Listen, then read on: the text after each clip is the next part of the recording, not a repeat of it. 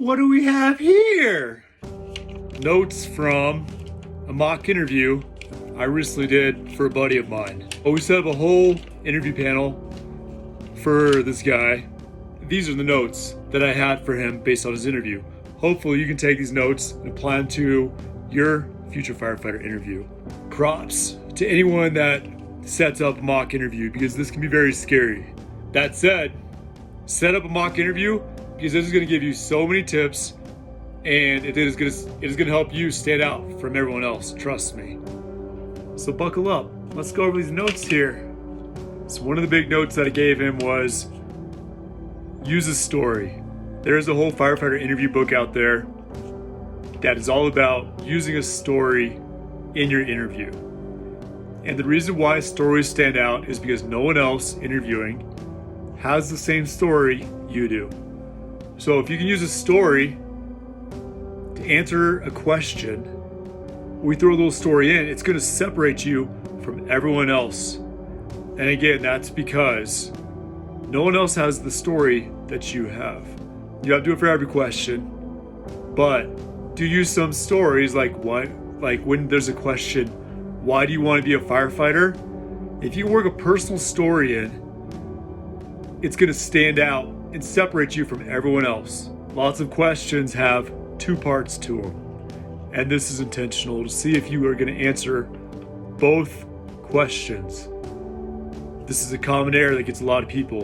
An example of this is, what is a difficult decision you had to make in your life, and how did you handle it? There's another one we gave them. Why do you want to work for our fire department, and what skills do you bring to our fire department? You can see someone that's really anxious or flustered being, what skills do I have to offer? But they miss the, why do I want to work there? So don't let the two-parters get you.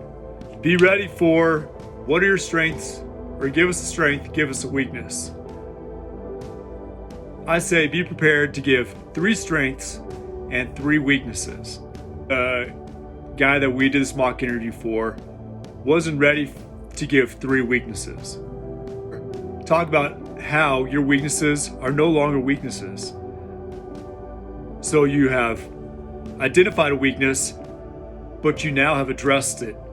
So it's no longer a weakness. For example, I used to struggle with getting to the gym. However, now I've put days on my calendar and I've set an alarm on my phone. And so I now get in the gym at least 5 days a week. If that makes sense, whatever you want to use as your weakness, also talk about how you've addressed it and how it is no longer a weakness.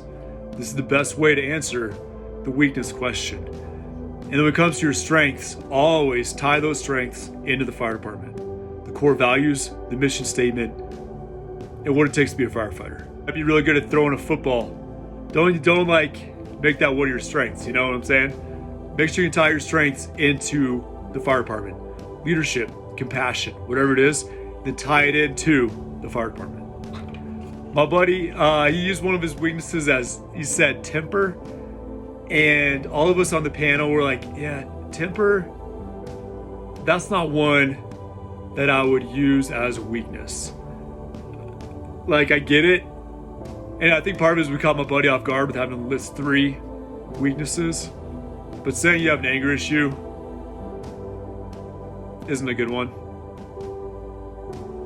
Be honest, be real, but give stuff that you have a solution for. And I can see anger being one that might scare a fire department. They might think that you're really a hothead. And it might not be true. It might just be like, my buddy, even afterwards when we talked to him about it, was like, I was just on the spot, I didn't know what to say. Like, I really don't have anger issues, but it just sounded bad. So, and that's the thing, you don't get a chance to rebuttal yourself with this kind of stuff. So, have 3 weaknesses ready, type them down below, let's go through them, make sure you're ready for your interview. This is a big thing in the fire service right now, diversity, for obvious reasons. And the question we gave him is, why is diversity important in the fire department? My friend answered it well, but make sure you're ready for this. This is huge. Go through the annual report. It might be under a different title, but the annual report is going to have the statistics from the prior year, and it's going to talk about future goals as well as what's going on with the fire department. It's going to talk about how many calls are medical calls, how many calls are fire calls, all that kind of stuff. And if you can reference these numbers in your interview, it's going to go a long way. It really shows that you've digged in, that you've dug in, and that you've done your homework. So again, make sure you go to the fire department's homepage and you've gone through their annual report and you've memorized certain numbers, along with knowing their core values and their mission statement. You don't have to have the whole mission statement memorized, but have a little part that you can reference. You don't have to have all the core values memorized. Let's say they have 5, you remember 3 of them, but you're like, professionalism one is, and teamwork is one. So I want to make sure I reference compassion and teamwork and how much I value compassion and why teamwork lines up with who I am. And I know that they line up with you guys as a fire department because they're part of your mission, because they're part of your take 2, because they are one of your core values. I encourage all of you guys to go out and set up mock interviews. I remember doing a mock interview one time, and they asked me, why do you want to be a firefighter? And I said, because of the people that are firefighters, I see myself being much like you guys.